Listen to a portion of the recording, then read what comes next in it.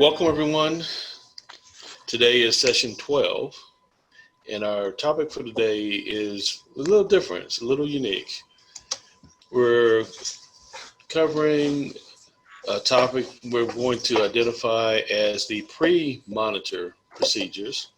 It's a nomenclature that we just came up. Actually, I'm gonna give full credit to Blanca. Okay, she's the creative one, so she gets full credit for that because I couldn't do it. But we had to come up with a way to identify and put a title with that period of time from the month from after we make the decision and make the call to those procedures that lead us to the monitor. And I believe that if we can unify that procedure, if we can title it, if we can, I think that help lead us to being more consistent in our application of those procedures from crew to crew. And today, Brother Brian McNutt is going to walk us through a presentation that he's put together that I think is really impressive. And he's going to walk us through the procedures, and on both the men's side and the women's side, they're very similar. So if there's any minor differences, we'll point them out, but we're going to go through it step by step. And it's open for dialogue, it's open for questions, for clarifications. It's open for any additional observation that we may not have thought of. Okay, so this is an open dialogue.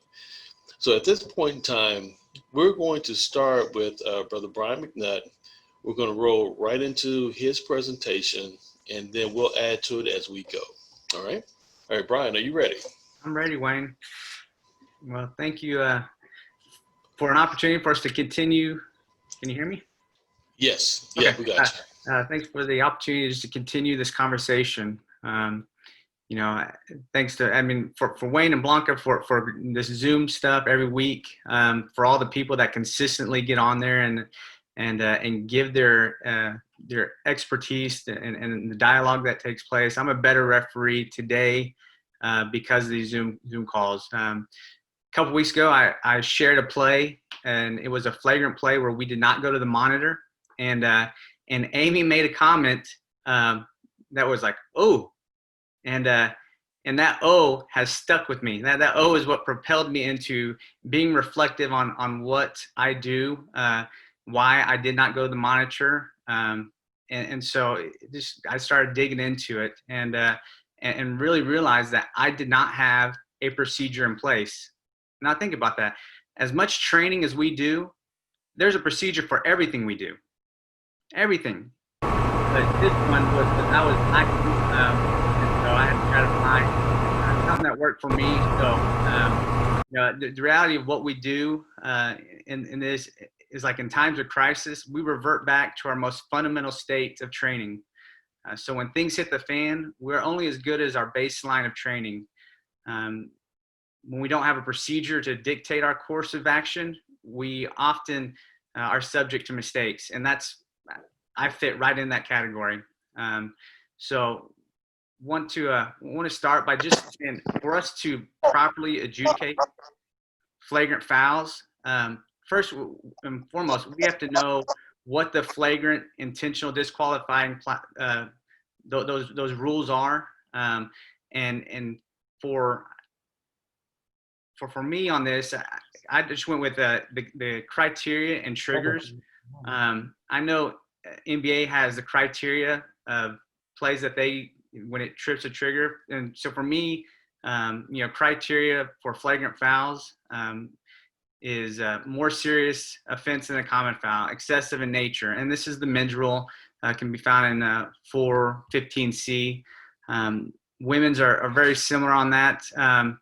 But then once we start with the criteria is excessive and unnecessary, then our triggers, now we just go off of all of our rules: excessive, unnecessary, not a legitimate play, pushing, holding a player from behind, fouling a player clearly away from the ball, contact on a player making a throw-in.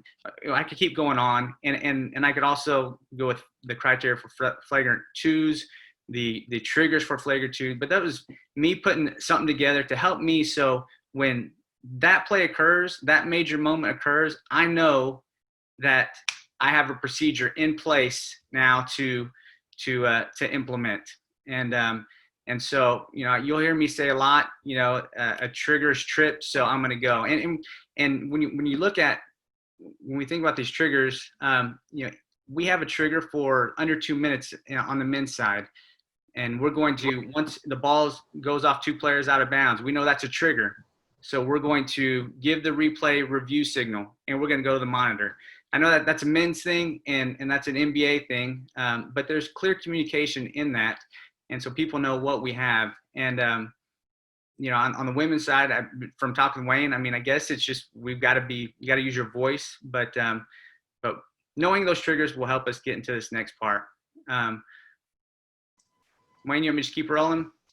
Yes, we can go ahead and roll into the. You have hang on, before we get to the clips, because I just want to make sure you've got access to the comment boxes. I'm not looking at that, and please slow me down, because if I get going, keep me on course. So identifying major moments.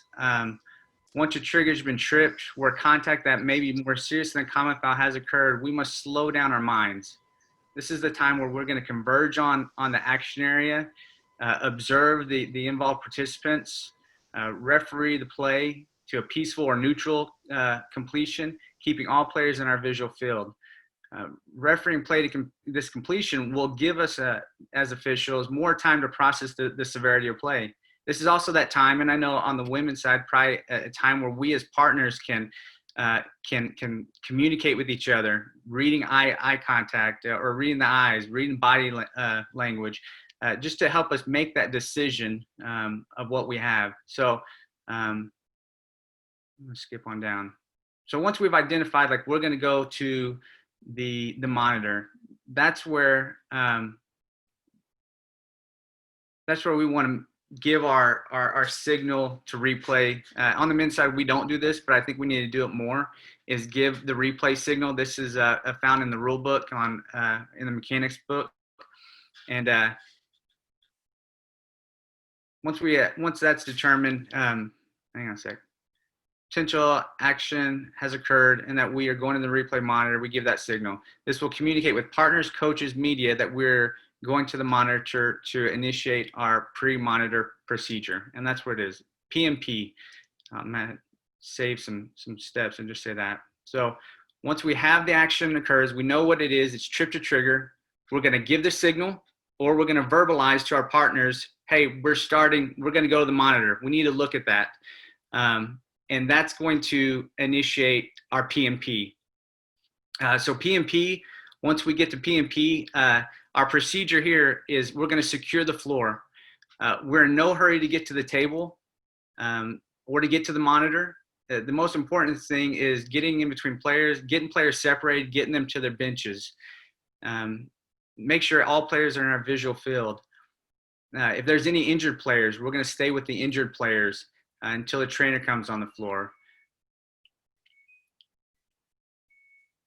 Once we've secured the floor, now we'll go to the second part of our PMP, and that's where the crew's going to conference. All 3 officials have an opinion on it. We're going to quickly go over our 5 W's, the who, what, when, where's, and why's. Or we're going to talk about the fouler, the shooter, the game clock, shot clock, resumption of play, those 5 things. But we've got to get through those pertinent things. So then when we go to the monitor, we're just confirming what we saw. Talking about these things will slow us down also when we go to the monitor. Speaking and thinking out loud will also give partners the opportunity to correct us if we miss something. And don't ever miss the opportunity to give partners, as far as get them involved in that dialogue. Is there anything else? Are we missing anything? So now we'll go to the third PMP of the procedure is now the crew breaks. So now 2 officials, we know the referee and the calling official will go to the monitor.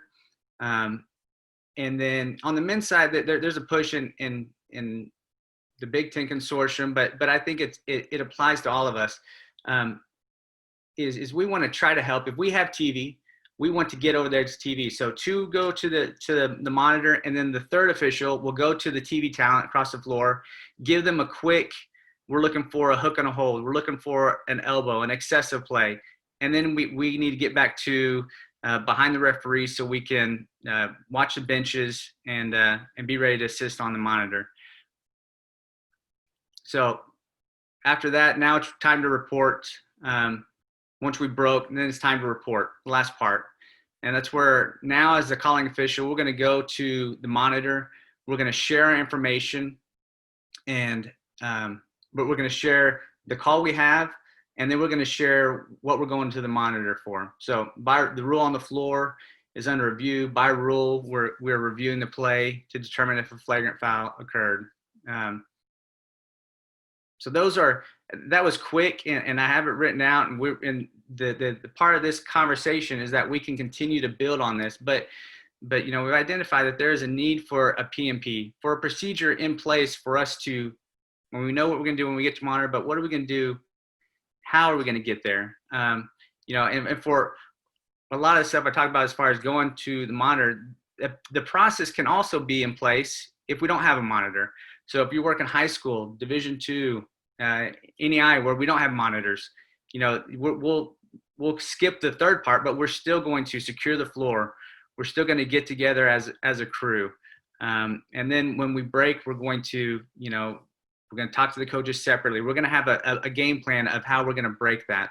So I think the PMP can still be put in place at the high school level. But what this does is it gives us we're all working from the same guideline, the same principles, where in the past it's, referee's going to take care of business, going to take care of the show. The young referee is going to go to the veteran and ask for permission or approval to go to the monitor.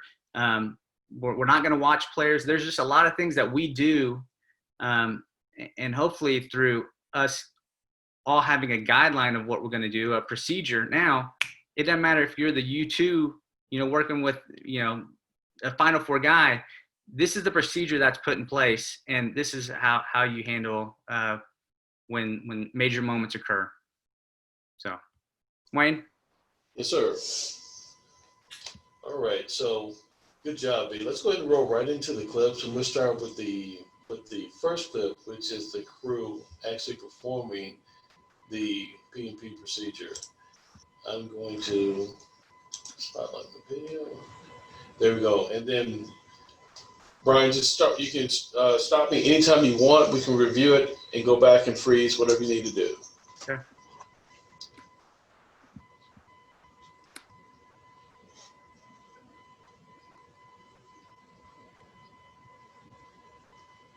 Major moment occurs.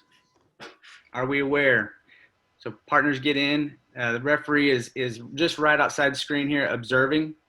And now you can see him right here. He's already started. When you can stop right there, he's already getting him to the bench. I don't know if he used the replay review, but we know we're going to the monitor.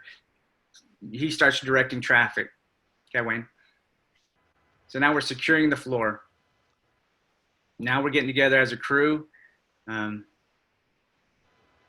about all the questions that we need to have. So we have all the information, and now they're separating. And go ahead. You can see two of them go to the monitor, and the third goes across the way. This is another thing we talked about as far as all these coaches will, the assistant coaches, they know where the monitor is. They know where they're going to try to stand to kind of get an advantage or get in there, have influence. When we go to the monitors, make sure our teams are in their timeout area. So that's a 28-foot mark to the baseline. Have them in their areas. Sometimes we can't do anything with it when the monitor's right there, but another couple of feet there may help us. So. And then there we go. We're in the monitor. So that's a procedure right there. Now with all these other plays, we're just going to start. Now we know what the procedure is. So now let's just apply these plays and then we're going to implement it. These plays don't have the PMP, but we're going to visualize these plays, and then we're going to move into the PMP. In this first play, we have to also know that there's times where a PMP is not required. There's flagrant fouls, intentional fouls that don't require us to go to the monitor, and we have to know those as referees. There's the holding a player from behind so they're not able to score, fouling a player clearly away from the ball, fouling a thrower in, or even, you know, a foul that is flagrant in nature or intentional, but doesn't rise to the level of a flagrant 2. So, you know, those are times where we can get together. So the referees here, we know a clear flagrant 1. They are the lead and C are visual. They're probably verbalizing what we have. We know there's no need to go to the monitor, and then they go forward. So, Wayne, go ahead. So easy play. Wayne, you want to show it again just to.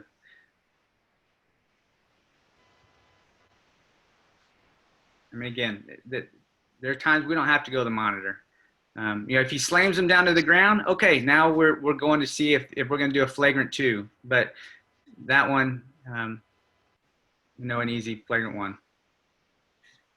I love this example. I'm just going to jump in because Yes, ma'am. Yes, thank you. That's what I do now. Yeah, thank you. But we have become so soft, and I'll speak to the women's side, where we want to go just to confirm or validate what we're doing. And this is a perfect example of we don't need to use the monitor, like you just said. And it's hard to fight that urge, that like draw to it. But all we're doing is wasting time, really. This, like you said, this is obvious. So don't feel the need to go just because it's there. Conversely to the times that we should go and we don't. And it's trying to find the balance of that. But this is a clear example of no need to go. Yeah. I love it. Yep. And again, the deal is we have to know our triggers. We have to know, you know, when we're going to the monitor and all that information. When it comes to these plays, boom, a trigger. I know I'm going, or this is one of these plays. I know I don't have to. A guy grabs a jersey, you know, a player grabs a jersey from behind. I don't need to go look at that. I mean, we know. So having the triggers helps us. So, Wayne, you can go to the next play. Hey, Brian, I have a question before we move on in regards to this play.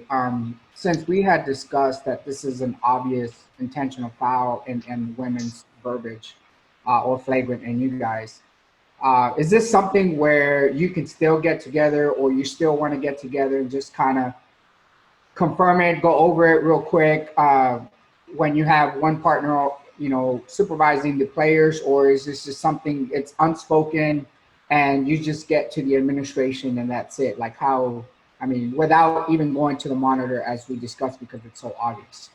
Right. So I asked the question to a veteran. I did this presentation with one of our groups, and I asked the question of a veteran official, as being calling officials, do you want me, or no, I didn't say that. I said, is it okay if we referee these plays, if we officiate these plays like referees, instead of officiating them like young officials, just officiate it like a referee and take care of play. And so a lot of that has to do with plays where we're going to, you know, give the replay, initiating that, be the referee and initiate it. But to your point on this one, when it's one that, I mean, there's really not a lot of dialogue that needs to be taking place. I think, like I said, with those two referees, they're making eye contact, and I'm probably saying, if I'm the calling official, you know, flagrant 1, you know, if you want to go into more, you know, as far as holding from behind, as far as a verbiage, but that's a flagrant 1. And in that instance, I mean, hopefully a partner is going to, you know, I agree, take it. I got the players, take it. So I don't think it needs to be a big dialogue by any means, or even getting together a whole bunch on plays like that. Anyone on the women's side want to chime in on that? I would say on any time we have, even if it's a obvious, overt technical foul or play like this, obvious, intentional or flagrant, whatever league we're working, you just come together and I'm gonna go, hey, Brian, you've got an intentional foul there, right? Okay, anybody can shoot and the ball's gonna go to mid-court after you report. Right. Just because these are atypical in the sense that they don't happen every game, if you're the calling official, there's still a little bit of emotion that goes with it. So I'm just going to confirm what you have instead of assume, because we know where that gets us.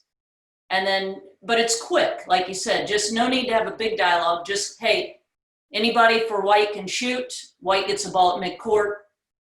and go. And then the other thing to just a part two pause or to conversate again is our shot clocks. You know, on the men's side, it's squirrely. If the ball hits the rim, we go to a certain time. If the ball doesn't, I mean, it's so making sure our shot clock is where it needs to be on flagrant acts on that. So, okay, Wayne. This is the trigger on this is not a legitimate play on the ball. Both great hustle by the referees, but this would be if Amy was watching this one, she'd probably go, "Oh, so we don't finish refereeing this play." Wayne, you can kill it right here. Kill it right here. So we don't finish refereeing the play, and I'm not talking about the made basket. I'm talking about the 4 players that are on the baseline. You know. Games 4 minutes to go, but who knows what could happen with these players. And again, it's habits. And so our habits have to be to finish refereeing the play to a peaceful or neutral conclusion. And what we're talking about, I know this play is, again, we're not watching these plays to call validate or for accuracy but they're getting together to talk about did the foul occur before the upward motion? That can wait. Is my thought. We can finish refereeing this play, and as we're finished refereeing this play and we're getting together, that's where individually we're processing this play. We're going, yep, he was there. So then when we get together, after everyone's separated, we get together just for a quick dialogue. Now, I had him on the floor. I had him on the floor as well. Okay, so 2 shots in the ball right here. But those are things. The conversation can wait. We have to finish refereeing the plays to conclusion.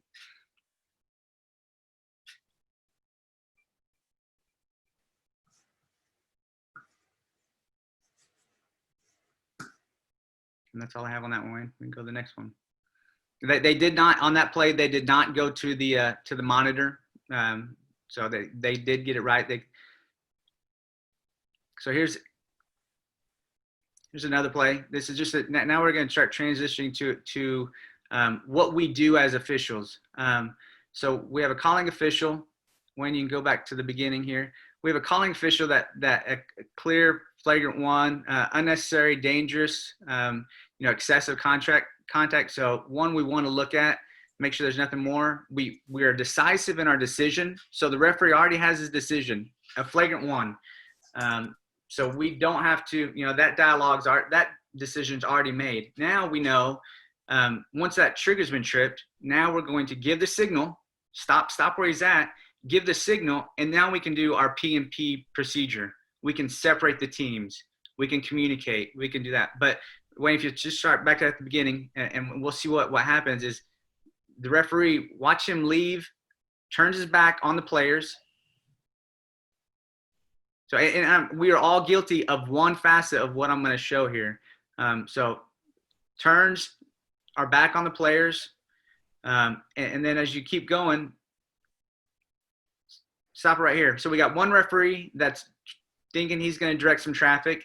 And we got the referee, the official behind the calling official. He's just hanging around and, okay, I guess we're going to go to the monitor on this. And so, again, a major moment occurred. If we stop, we showed that, but if we give the replay signal, or on the women's side, it's communicate strongly, and we all pause, but we know we're not doing anything until we go through our PMP process.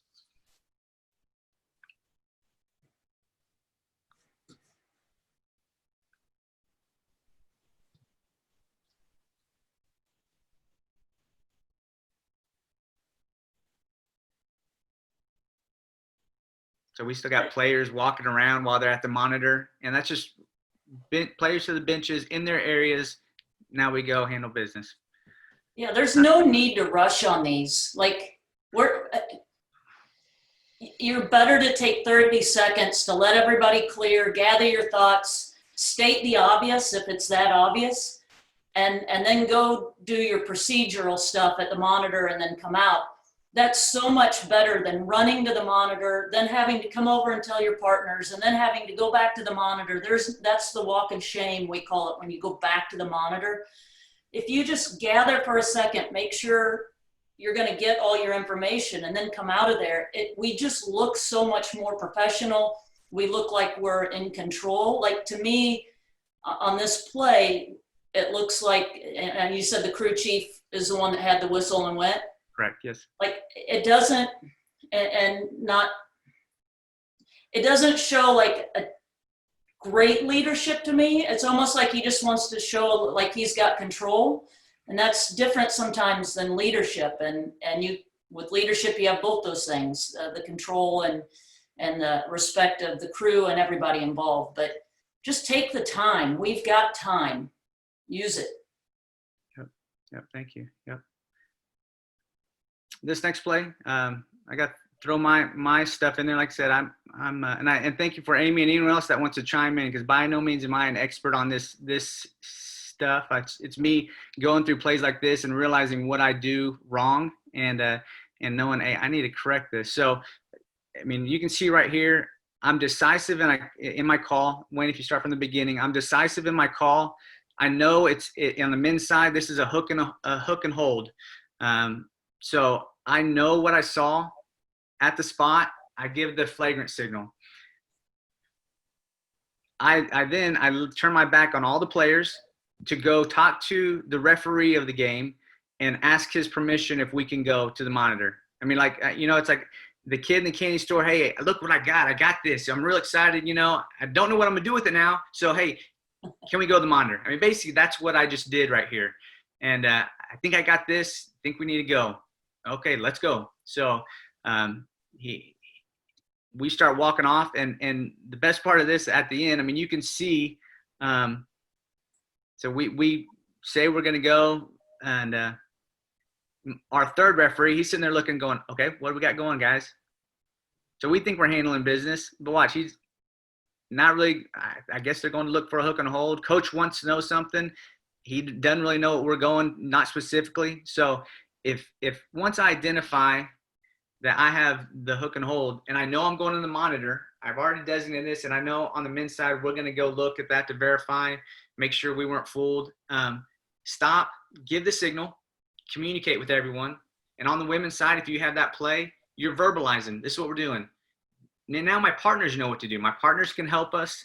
The media knows what we're doing, so they can start cueing cameras. We can go on to the next one. Hey, be real quick. So ideally, right? So you said you would have rather done the signal and then just gone to the monitor. So you're saying that conversation shouldn't have happened at that point? I am decisive in my decision that I have that it's a flagrant foul. I know what I have. That to have a conversation, I know what I have. And so the procedure, once my trigger's tripped, if I give the signal communicating, we're going to go look at it. Now my partners they know that I have something more than a common foul. Now my partners know they can direct traffic. And then once I give the signal, now we're starting the PMP. So then we're going to come together as a crew. We're going to come together, all three of us. We're going to talk then, and then we're going to go. That's my thought on it, B. What were you thinking? No, that's exactly what I was thinking as well. I just wanted to make sure that the group understands that Yeah. when you know that you know that you know, just be confident in yourself. And we don't always have to go to that crew chief to like B said, ask for permission or whatever it may be. But if you do happen to go to your partner, you need to tell him, I want to go and look at this, right? So take it upon yourself to say, I want to go and look at this. Because when we get to asking questions, oh, well, do you think we should go look at this? Then he might say no. And then you're like, then you're sick to your stomach. Then you have to mentally get refocused. And so it can just go a lot of wrong ways. So I would just say, just be confident, like B said. Yeah. I mean, that was my play whenever 2-3 weeks ago. I mean, it kind of tripped a trigger, but I didn't have a procedure in place. So I messed it up. So it trips a trigger, give the signal. I know. And now we're all on the same page. So my partners know. And this next play, Wayne, you can go to the next one. And this shows you a veteran official that has, so you can stop right here, Wayne, of the hundreds of plays that I watch, there's 2 officials that do it consistently. The way, as far as gave me a vision. Is this the right way? I don't know, but this is what caught my eye. And just look at the difference between what I did and what this referee does on the exact same play. The play is going to be a hook and a hold on the 2 low men, and just watch the poise, the command, the strength that lead demonstrates by giving a signal. Go ahead, Wayne.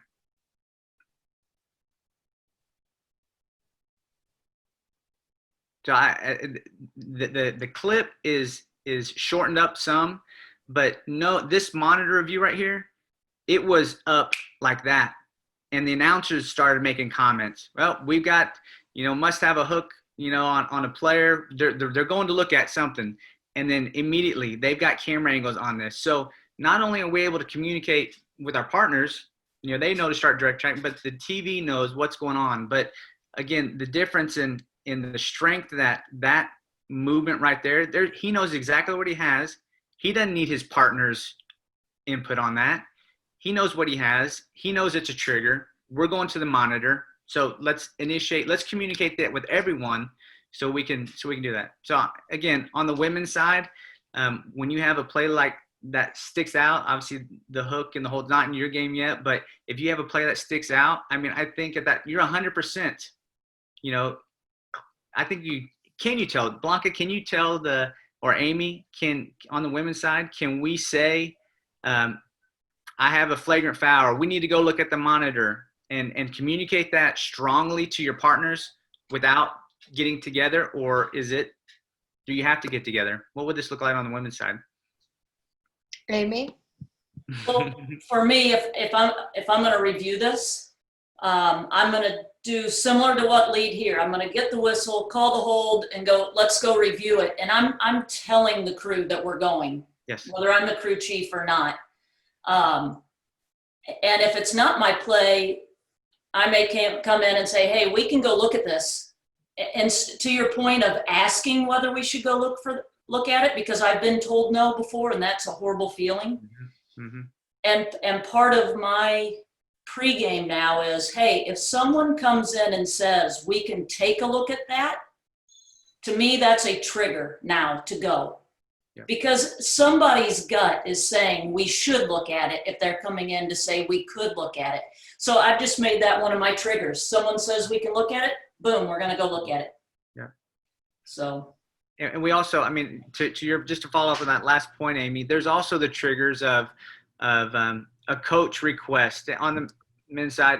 I think, if a coach requests a monitor, that's a trigger. We're going to go. If, but there are other non-rule book pertaining to the flagrant stuff that are still triggers that we're going to go look at the monitor. For sure. I think the rule's very similar. Okay. And the procedure would be very similar. Give the signal that we're going. It's just getting comfortable doing it, especially if you're a younger an official or you're new to a conference.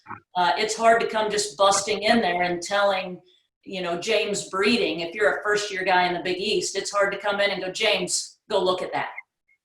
We're too careful sometimes, instead of coming in and going, hey, James, I want to look at it. Yeah.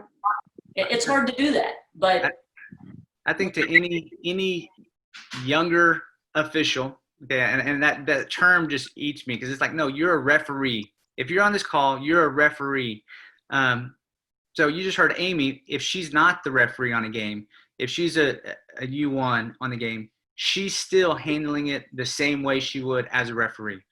And so that's got to give us as officials that don't have the tenure of someone else that, hey, you're a referee. So, and you're 100% of what you have. So let's communicate that so everyone else knows. There's believability. And that, does that take some strength? Yeah, but the credibility that comes with that is immense. Especially, once we're right and the guys go, yeah, oh, he knew what he had. I knew what he had. So that's part of what the opportunity we have when a play occurs, and we know how to handle it. We know what it is, and we know how to handle it. Wayne, you can go to the last play for me here. Hey, I'm not gonna lie. You think next year it's gonna be easy for me to go up to Doug Sermons and go, Yeah. Doug, I know you've been to the Final Four 7 times.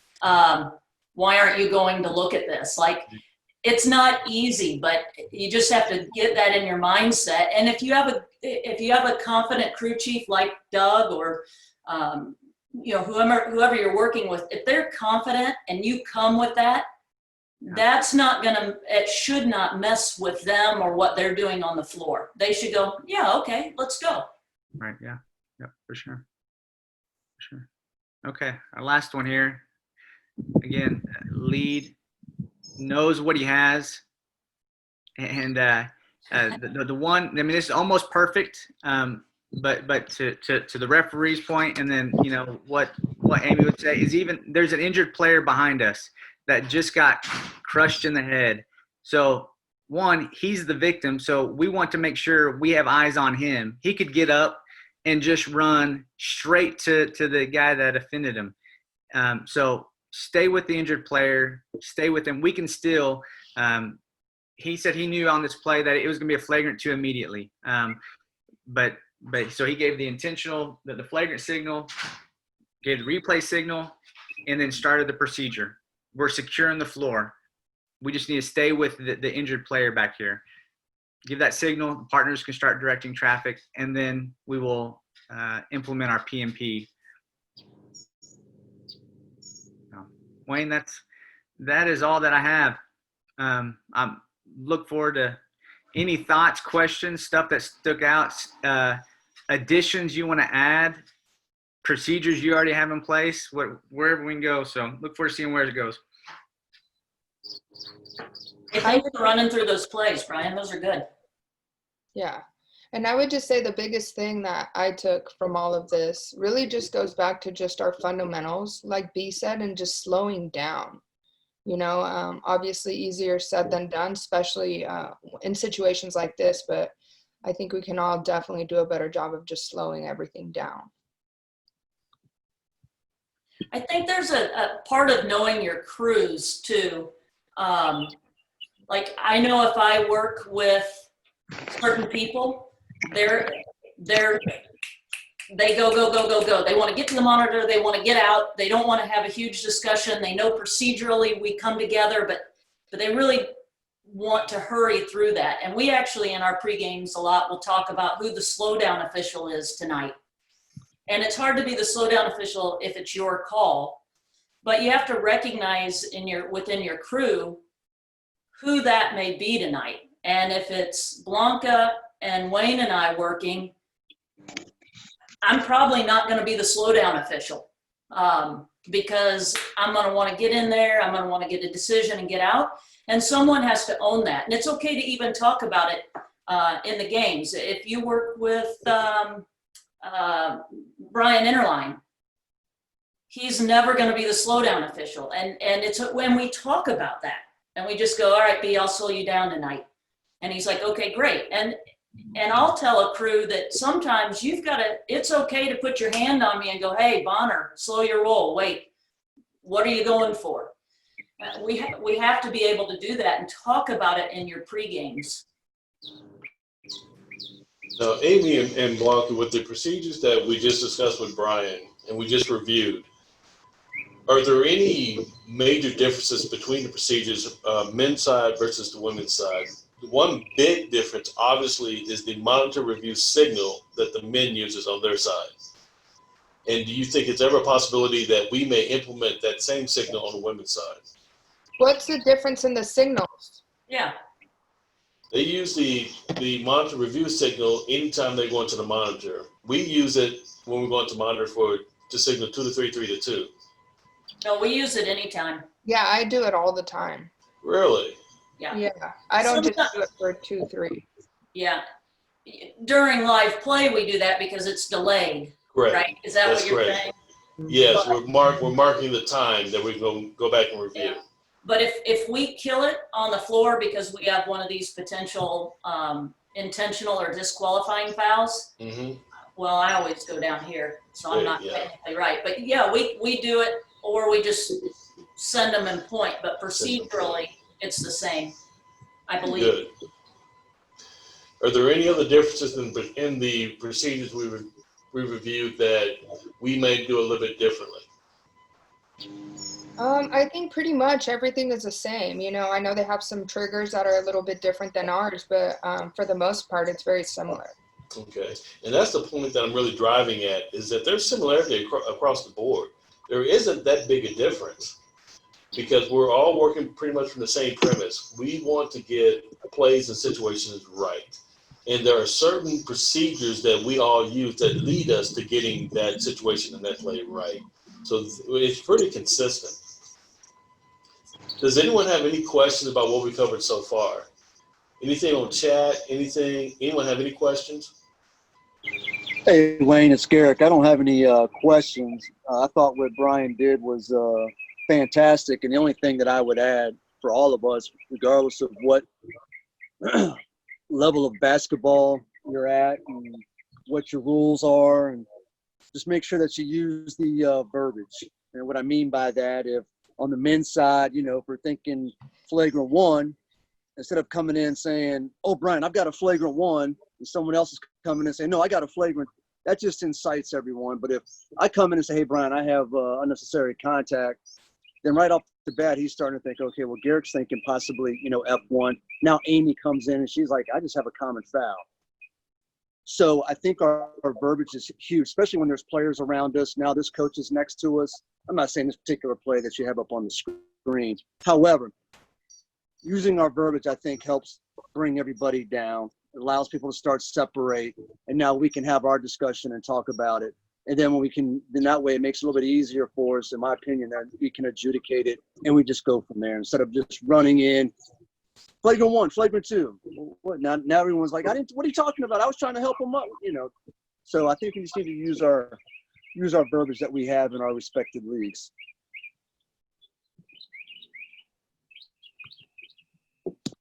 I agree with that 100%. What else? What other observations or comments do we have? Has anyone had an experience in a game where you've been stuck between making the call and going to the monitor and you weren't sure exactly what steps to take? How did the crew handle it?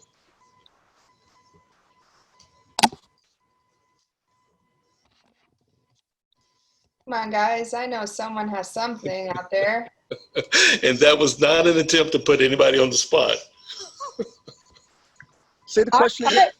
Hey, everybody, it's Latrice. I can speak to a situation that I had kind of similar to what Amy was speaking about the rush trying to get to the monitor, technical foul, layered play. And I was off official. It wasn't in my primary area. It was off. And I couldn't have seen the play or anything like that. But before I could get over to the actual huddle with my partners trying to, you know, direct players to go to their benches, the few that was on the side where I was at opposite, the crew chief was in a hurry, turned around, got ready to walk to the table. And I didn't know the dynamics of anything of what was going on because I missed the first part of the conversation with our other partner. And so as she turned around, I said, hey, come here for a minute. It was the first time we all had worked together. For his crew chemistry, out of sync a little bit. We were, because everyone was somewhat uncomfortable due to not knowing each other and having worked with one another. And so I can attest to that uneasy feeling of, you know, I didn't have any information because where the play was, I didn't have anything, but before going in to make the decision and whether we were going to view film or not, you know, I thought she was going over to make a decision. I'm like, hold up, where are you going? She's like, oh, I'm going to look at, I said, we need to go, you know, go to the monitor. And she said, oh, well, that's where I'm going. I said, okay, I missed the first part of the conversation because y'all started before I got over. And so, and it went from there. So it was kind of uneasy, like, wow, you know, but it was a learning experience. And so some of the nuggets that Amy just gave out, I actually wrote them down as well, because that's great nuggets for me going into once we be able to get back on the court in order to, you know, utilize our Zoom sessions and all of the nuggets that we've been getting to put it to use out there on the court. And I'm looking forward to it. So thanks. That's outstanding, Latrice. Thanks for sharing. That is wonderful.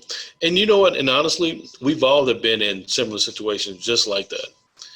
The bottom line is if there's a conversation or something happening on the floor, Yes, get involved. Mhm. Pull your partners up. Say, hey, wait a minute, what are we doing? As someone said recently, be nosy. Get in there. Exactly. Well, I had a supervisor. A supervisor had called another game before, and the crew chief was over, and they were talking and discussing with the other partner, and I was at the far end line waiting to administer the ball, and I got the okay to go ahead. In actuality, we got an email from the supervisor, like, why was this play, administered like this when it was incorrect, and had I invited myself to the party, and I didn't. I would have told them to go and look at play by play, but the crew chief done everything that they needed to do. The crew chief took ownership of the actual play and everything. We were clear. We all talked about it and discussed it. But moving forward, this particular situation here, I knew to invite myself to that party as well because I was opposite official again, so it wasn't going to happen a second time to me. So. Yeah, it's a horrible feeling to not know what your two partners are doing. So don't let that happen to you. And the other lesson, Latrice, take from this, so when you're the crew chief, remember to include everyone. And that's really can be difficult from a practical standpoint when you work with someone new and your other partner is someone that you know very well. It's really easy to leave someone out. So make sure as crew chief that you don't put someone in that position and give them the feeling that you had. Like take that piece and put that in your pocket too, so that, that's the next step of this, because you are going to be a crew chief. So remember that feeling and how horrible it is, and don't put it on somebody else. I thank you for that. Yeah, it was horrible too. It is. And I felt bad when I got the email, and it was like, oh, where this come from? And only thing I could respond back was I had no knowledge of what they were speaking about, and I never did invite myself to the party. Yeah, and that's not an excuse that's going to fly as you work your way up to the top. You got to stick your nose in it. Right. So I learned from it for sure. That's a good thing. Thank you for sharing that, Latrice. That's great. I'm sure a lot of people have been through very similar experiences. There is a question on the chat. What if you want to go to the monitor and your crew chief doesn't and states to leave the call as is? Does anyone have any thoughts about that besides Amy, Wayne, Garrett, Brian? Anybody? Something that, and it actually has happened to me this past season. And so I basically stood my ground and I said, well, I want to take a look at it, so I'm going to go take a look at it. And again, I mean, crew chief didn't want to take a look at it. He wanted to stand his call. And so obviously the crew chief, as we know, is, has a final decision. So I specifically said, look, just know that I said that I want to upgrade this to an intentional foul. You have your reasons, but I do have my reasons. And so, but I just kind of want to be on record and say that. And so that it was a very, very difficult decision and I mean, I was shaking. Literally, I was literally shaking as I'm going through this. And it was a very, very uncomfortable feeling. But I think what got me through was I had already set myself and told myself that I was going to work through the uncomfortable because I was noticing that I was in a lot of uncomfortable situations. And because of that, I wasn't speaking out. So for me, my theme or my concept was to be comfortable with the uncomfortable. And I think that's the only thing that got me through that, is reminding myself that I needed to force myself to be comfortable with the uncomfortable. So I think had I not been because of that, I probably wouldn't have done it. But it really, really taught me a lot. And as you guys stated, since you're the crew chiefs, or when you do become a crew chief, now I think you're a little bit more empathetic with younger officials and things like that, which is, I think it helped me out on both aspects of it. So absolutely. Yeah, I had a similar situation several years ago, and we actually were a young crew on the game, and I was designated as a U2. We had a situation at the end of the first half that we should have went to the monitor by rule. And I told our crew chief that, and our U1 and the crew chief decided that they didn't want to. I told them again. They said, "No, we're good." Okay. So the play had absolutely no bearing on the outcome of the game or anything like that. But the next day, the supervisor called each of us and asked us about the play, why we didn't go to the monitor. I told him that I had suggested that we should go to the monitor, but we, they decided we weren't going to, and I wasn't going to cause a scene. The end result was that those other two guys lost the game, and I didn't.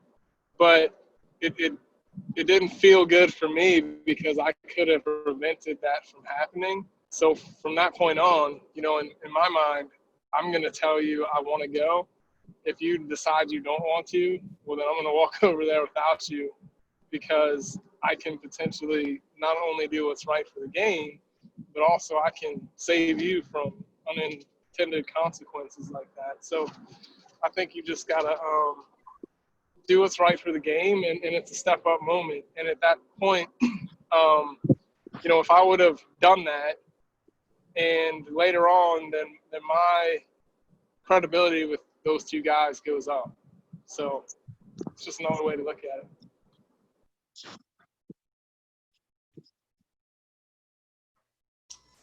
That's good, Mike and Eddie. Hey, thank you both for sharing. Latrice, thank you very much for sharing. Do we have any other observations or comments about that situation? And you both described, actually all three of you described situations that you experienced that you actually learned from yourself, and Amy nailed it. You take that forward with you so that when you're in that role of responsibility, you have a better idea of how to converse and how to manage your crew, because you've been there, you've done it, you've experienced it, and you know what it feels like to be in that position. So you're more apt to include everyone, to embrace the third, to make sure that everyone's a part of the conversation. And that's another reason why we go through what we do. That's why we do what we do, is so that we can all learn. We learn from it. We learn from the good and the bad. We learn. Our experiences teach us. So yeah, let's continue to learn together. Do you have any other comments from anyone before we close for the day? If I may, this is a constant that I think we overlook a lot of times, but has been the underlying theme in this entire session, and that's communication as a crew. And if whether it's PMP or a regular call, our communication as a crew, which begins in the pregame, is important and can prevent all of this, and it can draw the crew closer together. It can prevent any kind of miscommunication with the table, any kind of miscommunication with players. It also leads us to a more rapid restart of the game regardless of the situation we're in. So as a crew member, I don't think you should ever have a hesitation. If you have enough information for input on a play, you think it needs to go to the monitor, I don't think it should be, I think we should take a look. I think it should be, we need to take a look at this play. That's what the monitor is set up there for. That's why we have 3 people in the crew, and our communication is critical from the beginning to the end, and it's critical in every play. And I think it's particularly pointed out in the PMP situations, but no more so than a regular call, where we identify the shooter, we identify the fouler, we identify where we're going with the ball after the play or after the report, and it just carries over when it gets to the table. But before we leave that situation on the floor, if we have all of that ironed out, we don't have any situation that comes up that will lead to, as Amy mentioned, I think, a walk of shame where we have to revert to or reassess something that we've already been to. So beginning from the outset at the pregame, get your communication, because crew dynamics are, as we know, if you have great crew dynamics, and the communication is going to be there, and a crew dynamic that is at the top of the game is going to mean a good game. So I think the underlying thing that I got from all of this, our communication is what we have to lean on, and it will get us in where we need to go when we need to get there. That's good. I agree 100%. You know, this is a procedure that we know that's in place, but let's all continue to expound on it, work on it together. Let's see if we can get something in place that we all are aware of that we can use instantly when we reach that period of time in any play or any situation. So yes, this will be an ongoing conversation, and I'm sure that it will come up again, and we will see what we can do, what we can pull together as a community. All right. If there's not any other comments or observations, thoughts, once again, I want to thank each and every one of you for participating today. I want to thank all of you for sharing, for being willing to share. It's another great session, and this is another example of all of us growing together as a community.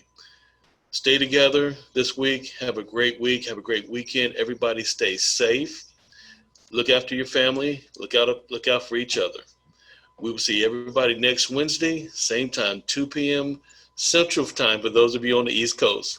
2 p.m. Central Time. All right. We'll see you guys later. Thank you all for attending. Thanks, Good everyone. afternoon, guys. Thank you. Take care. Thank you. Guys, appreciate all the help. Thank you all.